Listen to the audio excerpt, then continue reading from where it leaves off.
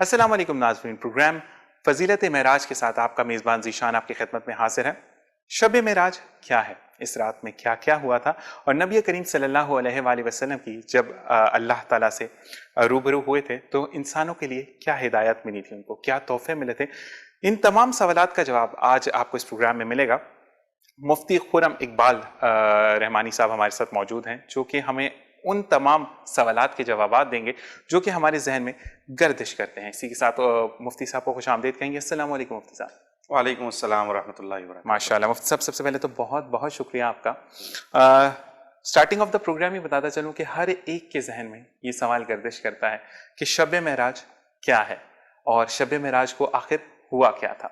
तो वो तमाम सवालात जो कि हमारे जहन में गर्दिश करते हैं, वो आज मैं उन तमाम सवालात का आपसे जवाब कोशिश करेंगे कि हम टाइम के अंदर चीज़ों को पूरा कर जाएं। लेकिन सबसे पहले मैं आपसे यही कहूँगा कि जहाँ जहाँ पर मुझसे गलती हो आप मुझे ज़रूर बताइएगा, क्योंकि कहते हैं कि जब आपके सामने आलिम दीन बैठा हो तो वहाँ पर आपकी जो गलतियाँ हैं वो आपको सीखने के बेहतरीन मौके पैदा करती हैं।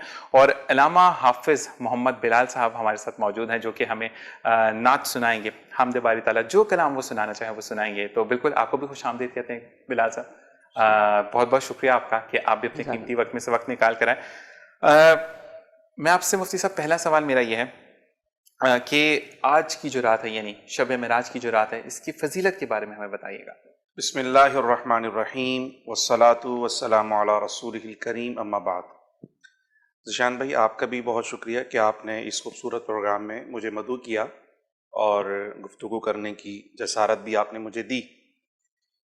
अल्लाह रब्बुल इज़्ज़त नबी करीम रऊफ़ुर रहीम सल्लल्लाहु ताला अलैहि वसल्लम से जिस तरह मोहब्बत करता है और प्यारे आका सल्लल्लाहु ताला अलैहि वसल्लम की अज़मत और आपकी शान का इजहार जिस तरीके से वो करता है कुरान मजीद फ़ुरक़ान हमीद में, उन तमाम अज़मतों का, रिफ़अतों का, बुलंदियों का जो हमें पीक नज़र आता है, जिसे हम बुलंदी कहते हैं, वो हमें इस सफ़र मेराज में नज़र आता है। सही। रजबुल मुरज्जब की जो 27वीं शब है, इसकी जहाँ और बहुत सारी फजीलतें हैं, मैं समझता हूँ जो उलमाए कराम ने ख़ास तौर पर ये इरशाद फरमाया कि जिस चीज़ को भी हुजूर अलैहिस्सलातु वस्सलाम से निस्बत हो जाती है ना, जो कि हुजूर अफजल व आला हैं, तो जो हुजूर से निस्बत हासिल करती है वो भी अफजल व आला हो जाती है। रातें तो बहुत सारी हैं, सही, मगर वो रात जिसे नबी करीम रऊफ़ुर रहीम सल्लल्लाहु अलैहि वसल्लम से कोई ख़ास निस्बत हासिल हो गई, उन रातों को अल्लाह रब्बुल इज़्ज़त ने ख़ास बुलंदी और एक ख़ास फजीलत और मकाम अता फरमाया। सुभान अल्लाह। तो रजब की 27वीं शब भी एक ऐसी ही शब है जिसमें अल्लाह ने अपने प्यारे हबीब हज़रत मोहम्मद मुस्तफ़ा सल्लल्लाहु ताला अलैहि वसल्लम को एक ऐसा अजीम शान मौजज़ा अता फरमाया जो सिर्फ हुजूर अलैहिस्सलातु वस्सलाम को मिला। पूरी कायनात में जितने अम्बिया तशरीफ़ लेकर आए, उसमें से किसी नबी को वो मौजज़ा अता नहीं हुआ जो अल्लाह ने हमारे प्यारे आका हज़रत मोहम्मद मुस्तफ़ा सल्लल्लाहु अलैहि वसल्लम को अता फरमाया।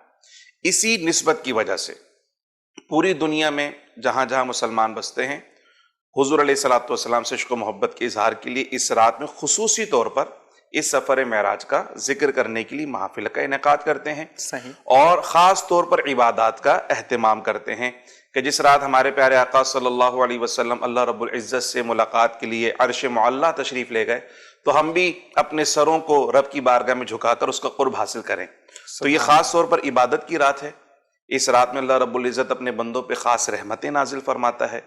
बुजुर्गान दीन का, अकाबिरीन उम्मत का ये मामूल रहा कि वो इस रात में ख़ास तौर पर शब बेदारी किया करते, यानी पूरी रात इबादत किया करते, अल्लाह रब्बुल इज़्ज़त से दुआएं मांगा करते और अगले दिन रोज़ा रखकर अल्लाह रब्बुल इज़्ज़त का शुक्र अदा किया करते थे। ये एक बहुत सादा सा एक हमारे बुजुर्गों का हुजूर अलैहिस्सलातु वस्सलाम की सुन्नत और सहाबा के तरीके के मुताबिक तरीक़ा का।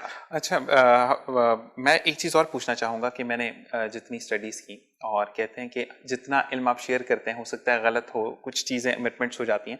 तो मैंने पढ़ा था कि जब आप नबी करीम सल्लल्लाहु अलैहि वसल्लम मिराज पर तशरीफ़ लेकर गए तो हर सिमत जो है वो दुरूद पाक का जिक्र हो रहा था। तो इस रात में ये भी कहा जाता है कि जितना कसरत से आप दुरूद पाक पढ़ें उतना ही बेहतर। वैसे तो हर वक्त पढ़ना चाहिए, लेकिन इस रात में फ़क्त जितने भी आपने मंजिलें तय की, पहला आसमान, दूसरा आसमान, तो उस पर सब जगह पर नबी करीम सल्लल्लाहु अलैहि वसल्लम का दुरूद पाक का ख़ास एहतमाम हो रहा था। तो इस पर भी थोड़ी सी रोशनी डाली। बिल्कुल ऐसे ही है।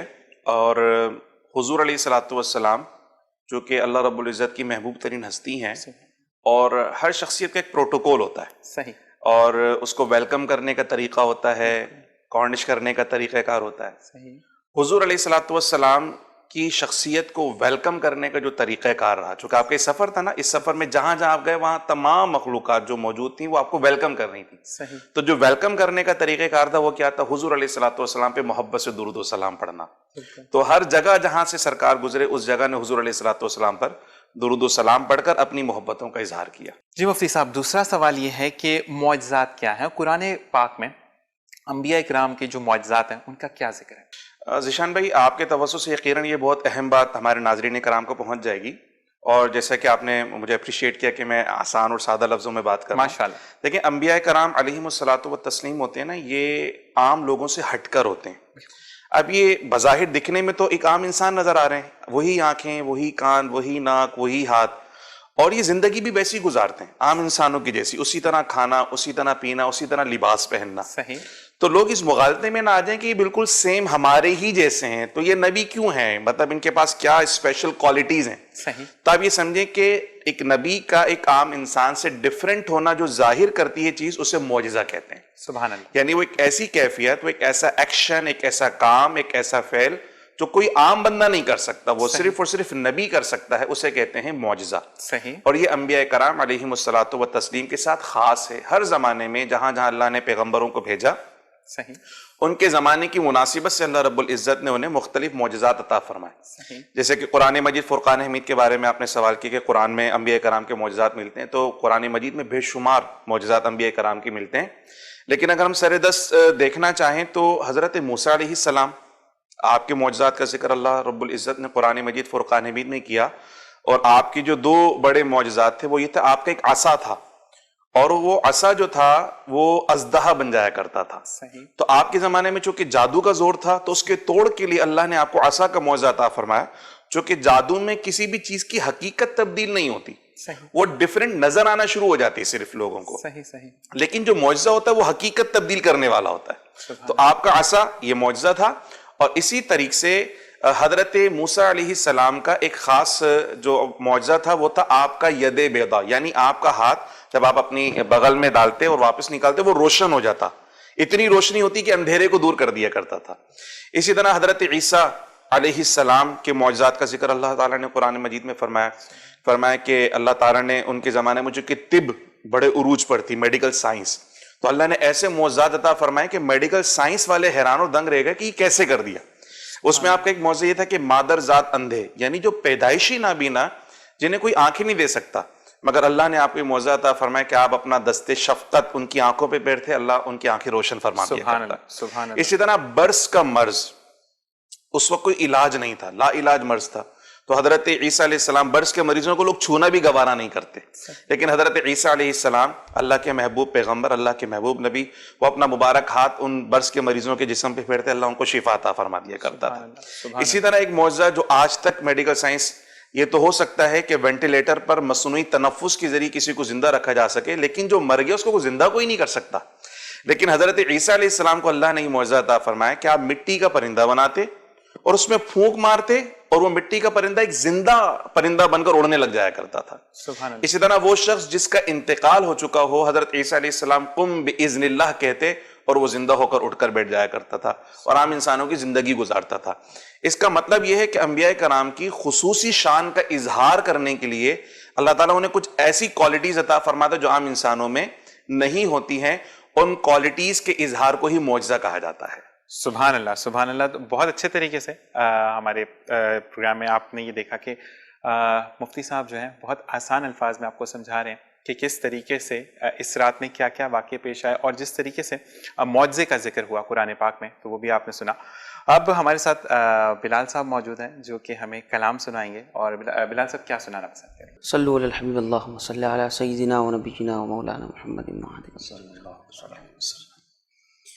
میں لب کشا نہیں ہوں، میں لب کشا نہیں ہوں، اور محو التجا ہوں، میں لب کشا کشا نہیں ہوں، میں لب کشا نہیں ہوں اور محو التجا ہوں، میں محفل حرم کے آداب جانتا ہوں، میں محفل حرم کے آداب جانتا ہوں، میں لب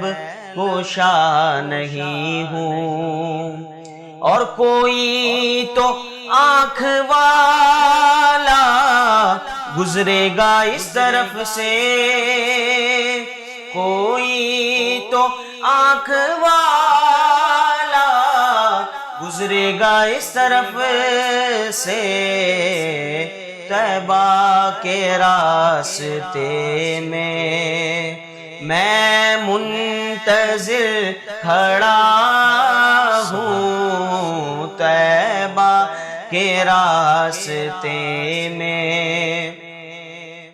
منتظر کھڑا ہوں، میں لب کشا نہیں ہوں، اور طیبہ کے سب بھکاری پہچانتے ہیں مجھ کو، طیبہ کے سب بھکاری پہچانتے ہیں مجھ